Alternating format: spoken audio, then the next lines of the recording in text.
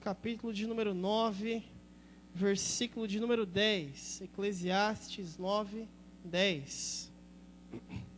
Tudo o que vier à minha mão para fazer, faze-o conforme as tuas forças, porque no além, para onde tu vais, não há obra, nem projetos, nem conhecimento, nem sabedoria alguma. O que vier à tua mão para fazer, faz. Olha aqui. O que vier à tua mão para fazer, faz. Fala para o seu irmão assim. O que vier à tua mão para fazer, faça. Feche os seus olhos, vamos orar em nome de Jesus. Pai, estamos hoje diante do Senhor e da tua palavra. A nossa oração é para que hoje, mais uma vez, o Senhor nos dê discernimento da tua palavra, falando conosco por meio dela. A tua palavra que é viva, poderosa e eficaz, cause no nosso coração, Pai, uma transformação poderosa, onde nós não sejamos mais os mesmos, que os nossos olhos estejam abertos, para que possamos ver aquilo que o Senhor nos deu, para que possamos usar na tua obra, Pai. Em nome do teu Filho Jesus, Senhor. Amém e amém. Eu estava estudando hoje pela manhã. Enquanto eu estudava uma palavra, me veio uma palavra à mente, que eu acho que eu escutei há uns 10 anos atrás. É muito tempo, né, irmão? 10 anos atrás. E aquela palavra, por um acaso, veio no meu coração. Ela já veio algumas outras vezes, mas dessa vez veio muito mais. Eu falei, poxa, uma palavra pregada há tanto tempo, Deus colocou no meu coração. Até falei, pastor, vocês vão pregar uma palavra hoje que Deus colocou no meu coração, talvez você nunca ouviu também, né? Nunca ela foi ministrada aqui. Mas eu creio que Deus vai falar ao seu coração também. Aqui o autor de Eclesiastes, Salomão, ele diz assim, que o que vier à sua mão para fazer, faça. Porque o além, depois que você morrer, não vai dar tempo de fazer mais nada. O tempo de fazer chama hoje, é agora. Deus nos entregou coisas para que nós possamos fazer a obra do Senhor. Eu não vou ler esse texto agora, mas a parábola dos talentos, quando diz que aquele senhor foi se ausentar, ele deu para uns 5 talentos, para outros ele foi lá, deu 2, para outro ele foi lá e deu 1. Mas todo mundo recebeu alguma coisa para fazer. Agora eu quero que você pegue a sua Bíblia e vá em 1 Coríntios. 1 Coríntios, capítulo de número 1. 1 Coríntios 1 mesmo.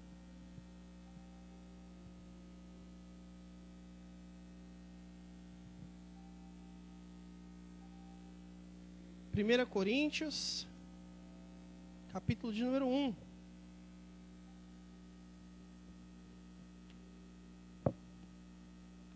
Você encontrou comigo aí? Versículo de número 26.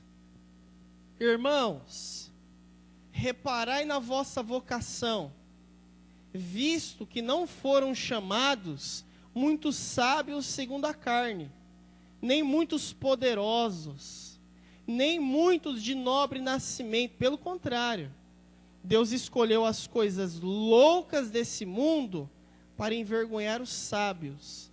Escolheu as coisas fracas deste mundo para envergonhar as fortes. Deus escolheu as coisas humildes do mundo, as desprezadas, as que não são, para reduzir a nada as que são, a fim de que ninguém se glorie na presença de Deus. Por que que Deus escolhe o fraco? Por que que Deus escolhe o desprezado? Por que que Deus escolhe o humilde? Para que no final a glória seja de Deus. Para que a glória não seja sua.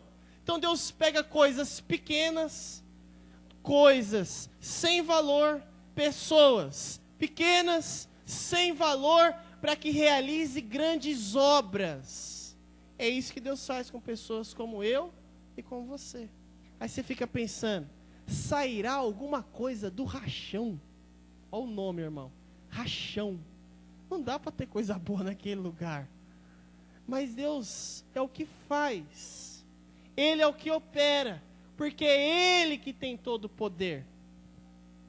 E o título dessa palavra é: o que você tem nas suas mãos? O que você tem? O que Deus entregou para você? Porque é o que Ele deu para você, é o que Ele vai realizar alguma coisa. Vá comigo lá em Êxodo, o segundo livro da Bíblia. Nós vamos pegar o primeiro exemplo de um homem que foi usado pelo Senhor. Êxodo, no capítulo de número 4. Êxodo é o segundo livro da Bíblia.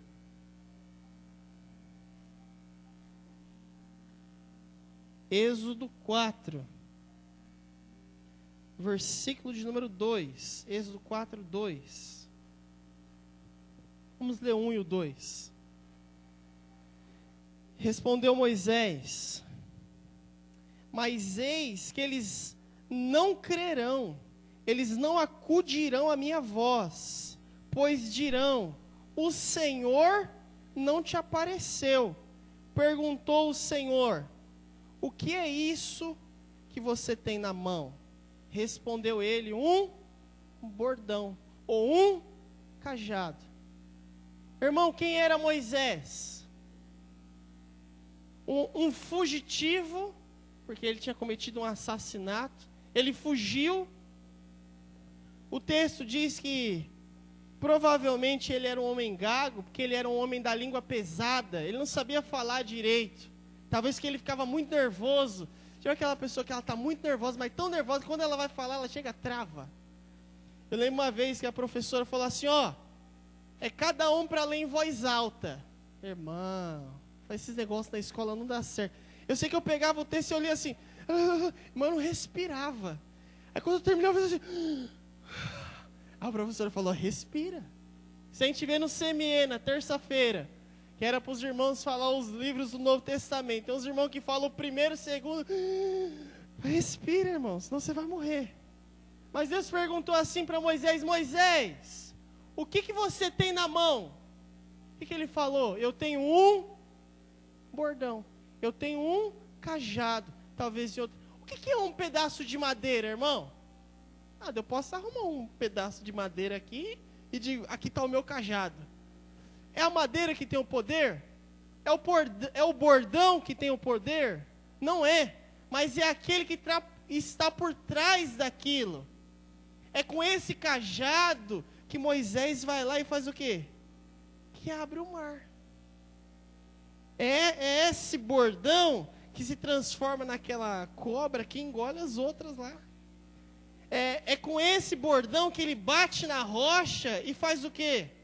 A água sair. Moisés tinha o quê?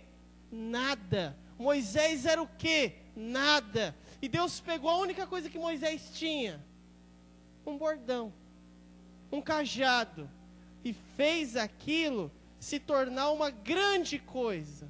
E fez aquilo se tornar algo poderoso, mas o poder não estava no cajado, mas naquele que estava por trás daquilo.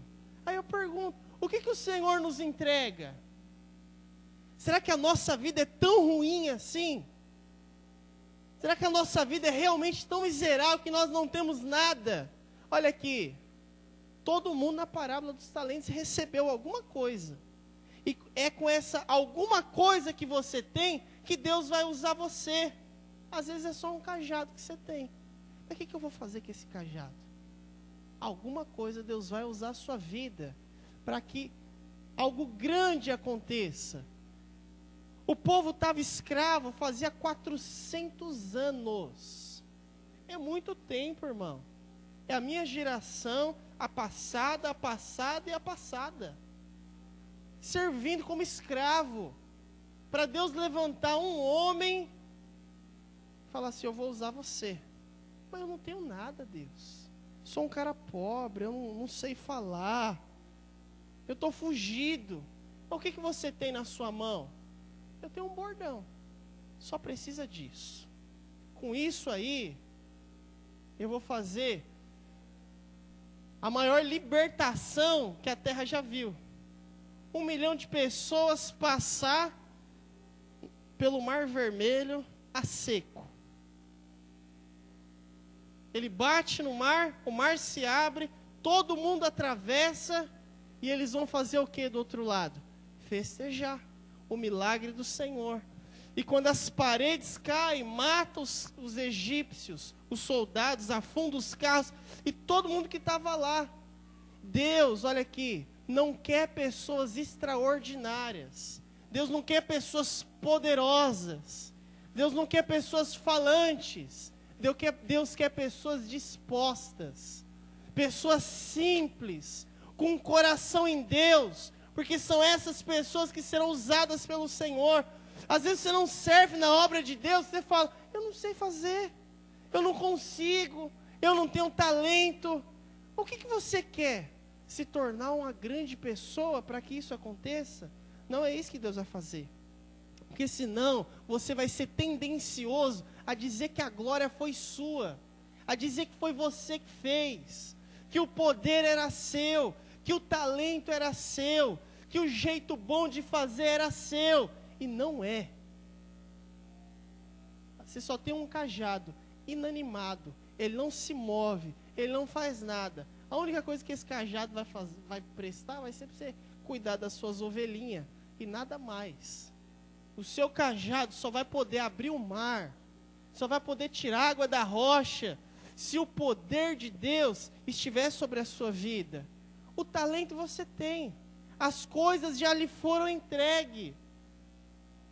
Quantas coisas nós temos, quantas bênçãos de Deus. Um outro homem, que Deus vai lá e pega o que ele tem para fazer uma grande obra. Vá comigo lá em 1 Samuel agora. Nós vamos ler bastante texto hoje. Por isso eu peço que os irmãos vá bem rapidinho para poder nos ajudar. 1 Samuel capítulo 17.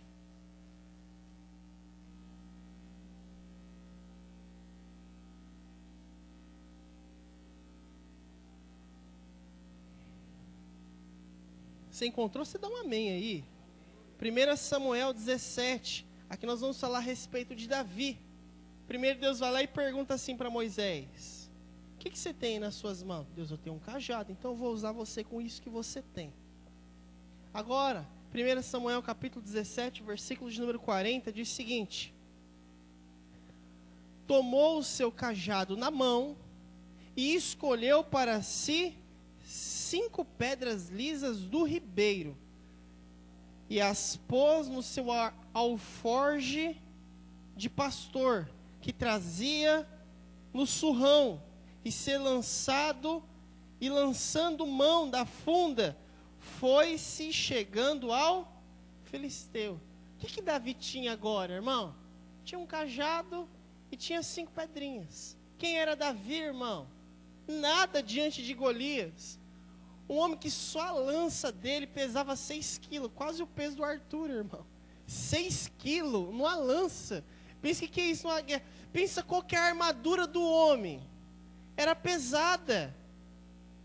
E Deus fala assim: eu vou usar esse menino. E ele vê lá o filisteu Golias afrontando o povo de Deus durante 40 dias e 40 noites ele ficava. Não tem homem aí não para vir brigar comigo? Ô irmão, isso é uma afronta braba. E você acha que durante 40 dias e 40 noites você vê alguém para dizer: tem homem sim, tem homem, tem não. Aqui não tem homem não. 40 dias e 40 noites, gritando: cadê os homens aí para vir brigar comigo? E Deus vai e levanta um homem que não é guerreiro, que não é lutador. Quando Golias vê, eles falam: é contra esse aí que eu vou lutar? Você está achando que eu sou cachorro? Você vem com pau e pedra para cima de mim? Está achando que eu sou cachorro para você vir assim para cima de mim? Golias olhava para ele e fazia o quê? Desprezava. E Deus escolhe quem? Os desprezados. É os que não são. Porque a guerra seria o seguinte: tem Davi e tem Golias. Quem perder, se Golias perder, os filisteus viram escravo. Se Davi perder, o povo de Deus agora vira escravo. E quem vai para a luta? Um homem E lá do outro lado tem um camarada com uma lança, com escudo, com armadura. E do outro lado tem um cara com cajado, uma funda e 5 pedras. Mas o Senhor vai usar a nossa vida como? Com aquilo que nós temos. Eu aprendi e levo isso para a minha vida. A minha vida hoje, para cumprir o propósito de Deus, eu já tenho tudo que eu preciso. Agora, se para cumprir o propósito de Deus eu precisar de mais alguma coisa, Ele vai me dar. Ele vai usar a sua vida com o que você tem. Você está esperando outras coisas. Você está esperando receber outras coisas. Mas Ele quer o quê? Aquilo que você tem. E Ele tinha o quê, Davi? Uma funda. Funda, irmão, é tipo aquele estilingue. Como que é o nome do estilingue aqui? É, esse negócio. Pegar a badoca. Era tipo aquilo. Só que, badoque, badoque, badoca. Se os irmãos entenderam. A funda era o quê? Ele colocava a pedra, girava aquele negócio e soltava. Ia com muita força também. Que até pegar pressão e na mira. Acertou na testa do grandão lá. E só foi uma. E Deus vai nos usar com o quê? Com aquilo que nós temos. Então, irmão, olha aqui. Para de ser uma pessoa frustrada com o que você tem. Que você tem aquilo que Deus deu para você. Seja feliz. Seja grato. Seja grata. Porque o que você tem é o que você precisa hoje para cumprir o propósito de Deus. Talvez você não tenha aquilo que você quer para você cumprir o seu propósito, a sua vontade, fazer os seus caprichos, mas para o propósito de Deus você já tem. Fala para o seu irmão assim, você já recebeu o que você precisa para cumprir o propósito de Deus. O que eu tenho? Uma funda e 5 pedras. Se eu errar uma, eu tenho mais 4, mas ele vai cair. Nós estamos esperando que Deus nos presenteie, que Deus nos dê grandes coisas, para que eu seja uma grande pessoa. Mas não. Deus vai usar coisas simples, pessoas simples, para um cumprimento de propósito grande. Porque se nós tivermos todo o recurso do mundo, todo o recurso que eles têm, aí qualquer um faz, mas não. Vai ser nessas pequenas coisas que Deus vai fazer grandes coisas. Porque Deus é especialista nesse tipo de coisa. Pegar gente fraca, gente que não sabe, gente que não tem talento. Para quê? Para que a glória seja de Deus. Nós estamos fazendo CME, irmãos. Nosso CME, nós estamos aprendendo um pouco mais a palavra de Deus. Tem uma irmã que está conosco lá, estudando já tem um tempinho. Ela tem uma grande dificuldade de ler. Não consegue ler assim. Bem, só que na sala ela é proibida de falar. Ô pastor, você proíbe a irmã de falar, ela já não consegue ler. Porque se eu deixar ela falar, ela fala as respostas tudinho. Porque ela já estudou mais de uma vez. E os proibidos de falar na sala é o Laís, porque já estudou mais de uma vez também.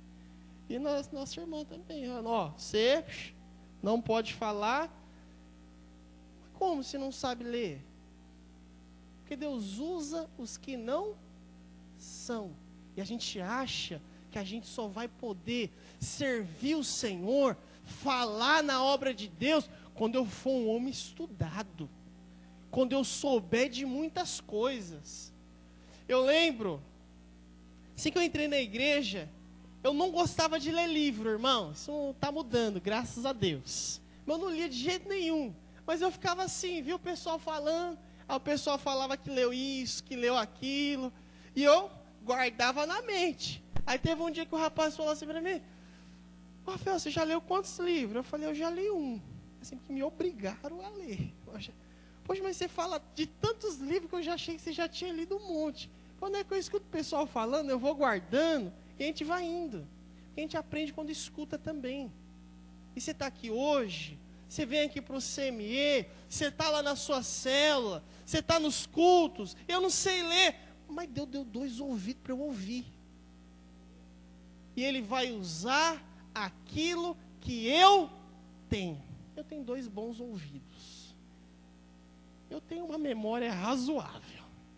E isso que eu tenho é o necessário para que a obra de Deus continue acontecendo na minha vida e através da minha vida. Você tem o quê? Só um cajado. Você tem o quê? Só 5 pedrinhas. Mas eu tenho o necessário.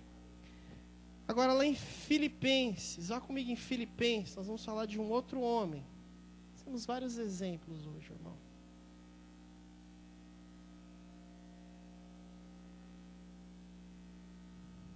Os irmãos do CME são os primeiros a achar, irmão.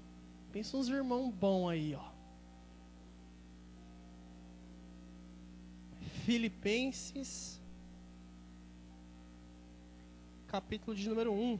Filipenses 1.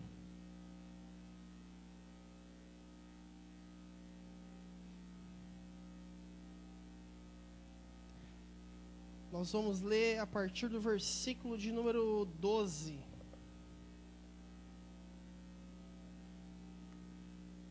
Filipenses 1, 12. Diz assim: quero ainda, irmãos, certificar-vos de que as coisas que me aconteceram têm antes contribuído para o progresso do Evangelho. Até aqui, por enquanto. O apóstolo Paulo diz o quê? Irmãos, eu quero assegurar para vocês, eu quero afirmar para vocês, que o que me aconteceu contribuiu para o progresso do Evangelho. O que aconteceu com ele, irmão?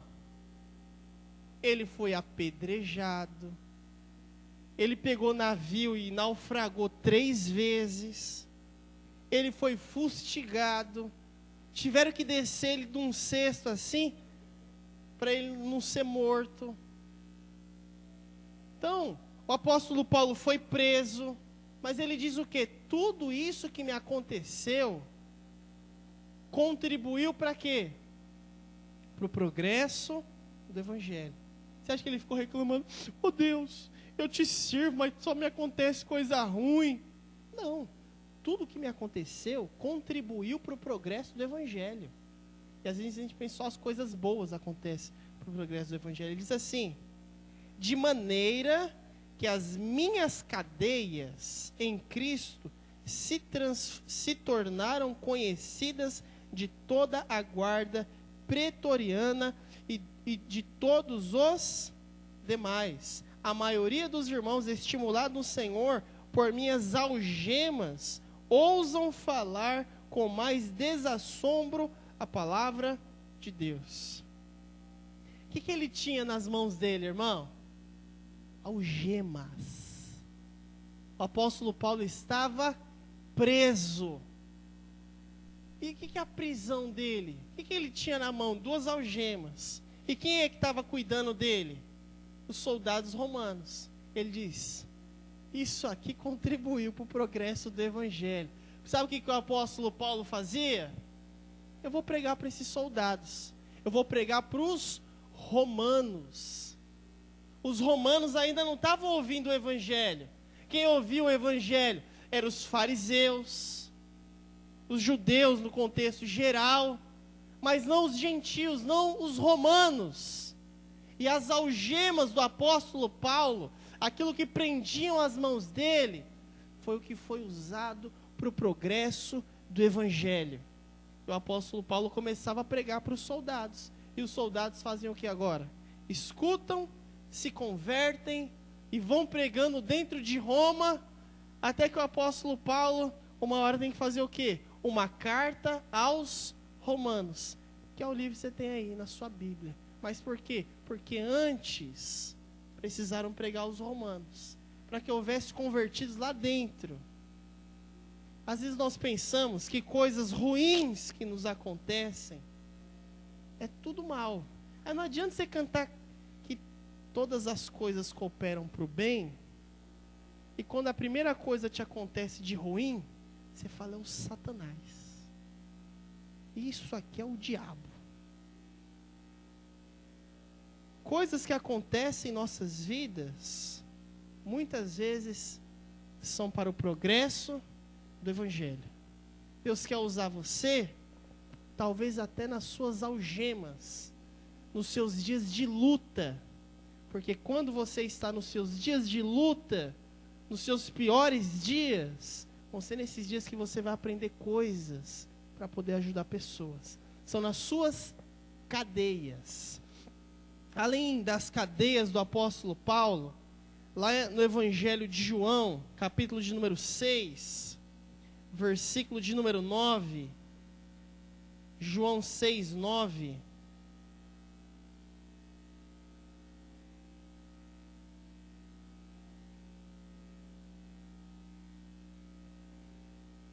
Antes, vamos ler o versículo de número 1 em diante. Diz assim: depois dessas coisas, 6:1, João 6:1. Depois dessas coisas, atravessou o Senhor o mar da Galileia, que é de Tiberíades. Seguiu uma numerosa multidão. Eles tinham visto milagres, sinais, a cura que eles faziam aos enfermos. Então subiu Jesus ao monte e se assentou ali com os discípulos. Ora, a Páscoa dos judeus estava próxima. Então Jesus, erguendo os olhos, viu uma grande multidão. Vinha ter com ele e disse: Filipe, onde compraremos pães para lhes dar de comer? Mas dizia isso para experimentar, pois bem sabia ele o que estava para fazer. Respondeu Filipe: não lhes bastariam 200 denários de pão para cada um receber o seu pedaço.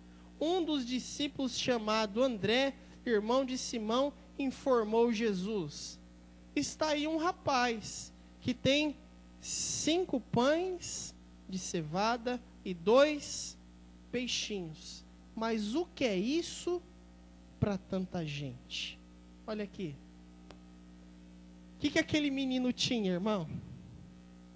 5 pães e 2 peixes.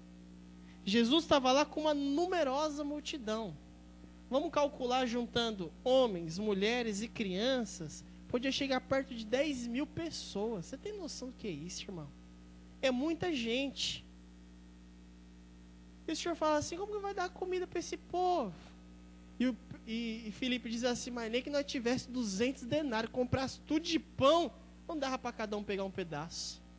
Aí chega um e diz assim: Jesus, ó, vamos juntar aqui para ver o que nós temos. Ó, Jesus, aqui já tem 5 pães, 2 peixes.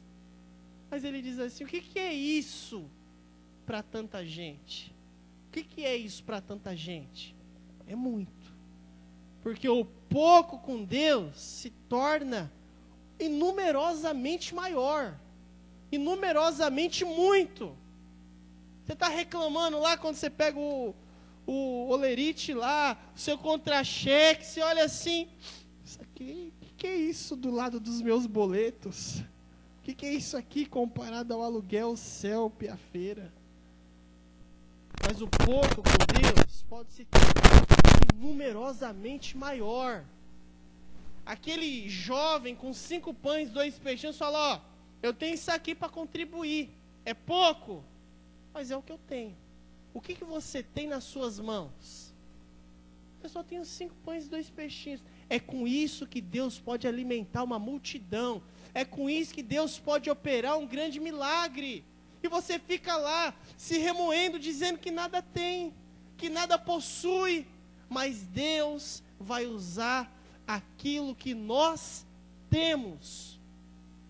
Pode ser pouco, pode ser pequeno, pode ser um cajado, pode ser essas pedrinhas, pode ser as minhas algemas, pode ser só esses 5 pães e 2 peixinhos. Quando Gideão foi para a guerra, irmão, o que Gideão tinha? um número até considerável de soldado. Deus fala, tira, tem muito. Tira que ainda tem muito. Você vai para a guerra só com 300 homens. Cada um vai ter mais de 100 mil para matar. Mas a glória precisa ser do Senhor. Fala para quem está do seu lado, da glória, Deus não divide com ninguém. A glória que é de Deus é exclusivamente de Deus. Você acha que a glória vai estar nesse menino que tinha 5 pães e 2 peixes? A glória está nele? Pensando num lanche que eu trouxe aí, ó, alimentei uma multidão todinha aí, ó. Mas o que ia ser 5 pães e 2 peixes para aquela multidão gigantesca? Nada, não, só para mim já fechou. E eu ainda ia querer repeteco ainda. 5 pães e 2 peixes não dá para nada, irmão. A glória não está nesse menino. A glória não está naquele pouco alimento. Mas a glória está no Senhor que multiplica, que opera o milagre, que faz as grandes coisas. Em Atos dos Apóstolos, vamos abrir para nós ganharmos tempo, fala a respeito de Dorcas. Dorcas morre. Vão lá, chamam o apóstolo para ressuscitar, porque diz que aquele povo amava aquela mulher. Por que aquele povo amava ela? Diz que ela costurava algumas roupas para aquelas mulheres. O que Dorcas tinha, irmão? Apenas uma agulha. Uma agulha. E disse que quando ela morreu, as pessoas choravam. Que quando ela morreu, o povo sofria. O povo queria que ela ressuscitasse, porque o povo amava ela. O que Dorcas tinha? Amor e uma agulha. E você está dizendo, eu não tenho nada para contribuir na obra de Deus. Eu tenho nada para fazer pela obra de Deus. Não é que você não tem. Ter, você tem. Porque Deus já deu muito para você. O que Deus procura é um coração disposto. Para Pedro, lá em Mateus, em Marcos, no capítulo de número 4, diz que Pedro tinha apenas uma rede. E com aquela uma rede que ele tem nas suas mãos, Deus faz uma pesca maravilhosa, onde todo mundo se surpreende, onde eles se prostram ao Senhor com temor no coração, pelo tamanho milagre que eles viram. Irmão, você está entendendo onde eu estou chegando?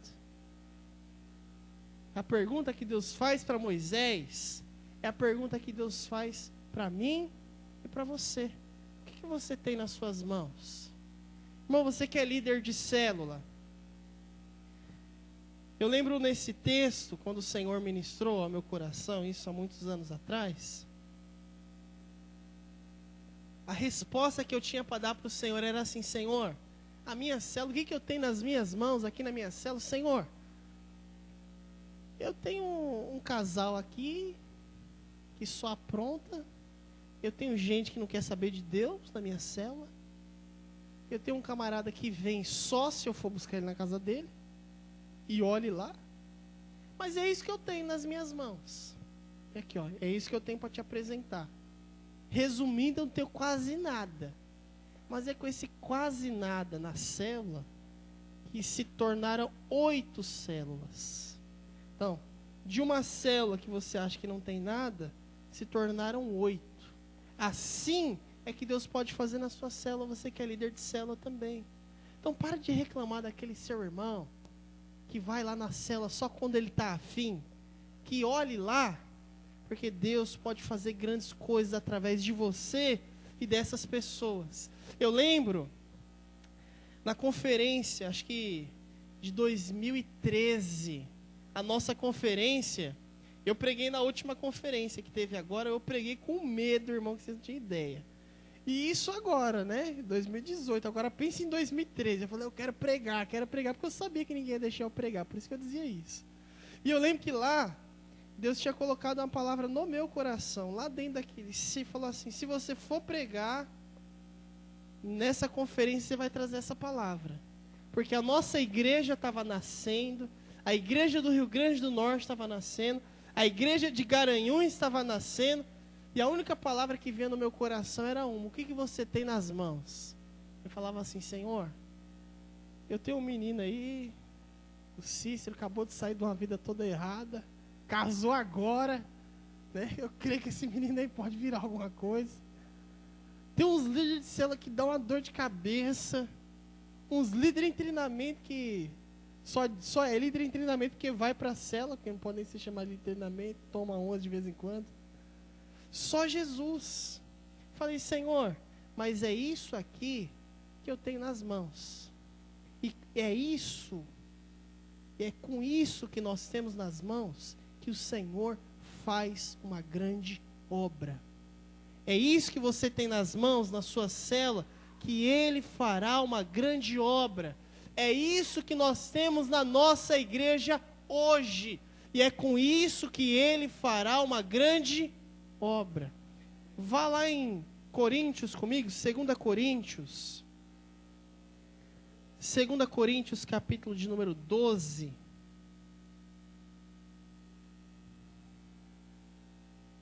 Segunda Coríntios 12.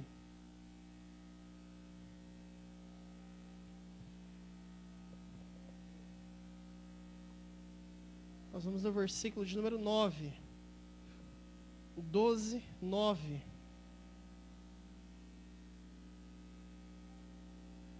Então ele me disse: a minha graça te basta, porque o poder se aperfeiçoa na... Falhou, vamos tentar de novo. Porque o poder se aperfeiçoa na... De boa vontade, pois mais me gloriarei nas fraquezas, para que sobre mim repouse o poder de Cristo. Pelo que sinto prazer nas fraquezas, nas injúrias, nas necessidades, nas perseguições, por amor a Cristo. Porque quando sou fraco, então é que sou... Aleluia.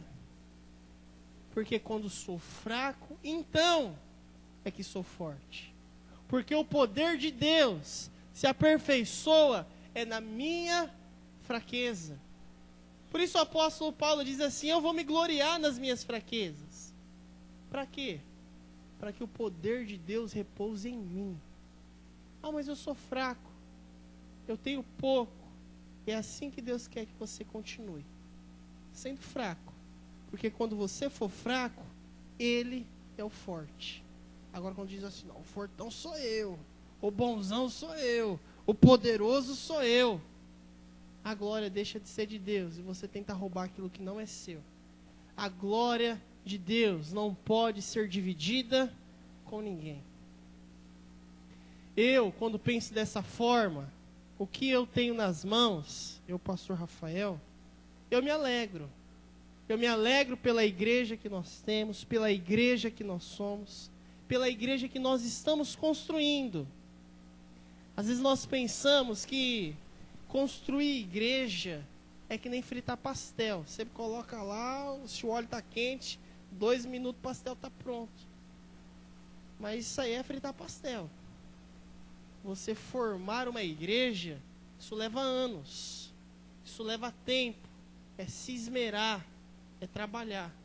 E glória a Deus por aqueles que trabalham junto conosco, por aqueles que se esmeram junto conosco, por aqueles que pegam aquilo que eles têm nas mãos, seu cajado, suas pedrinhas, suas algemas, seus pãozinhos e seus peixes, e ele diz assim: ó, vamos se ajuntar, porque eu tenho isso aqui para ajudar. Não é muito não, mas é isso que Deus me deu. E quando você pega aquilo que Deus deu para você, e você junta com a sua igreja, que é o seu talento, a obra de Deus avança, a obra de Deus cresce. Não vemos grandes coisas, ou coisas extraordinárias, e nem quero que nós sejamos isso. Mas eu quero ser uma igreja que glorifique o nome do Senhor. E que você possa fazer parte conosco nisso também. Amém? Vamos colocar de pé em nome de Jesus.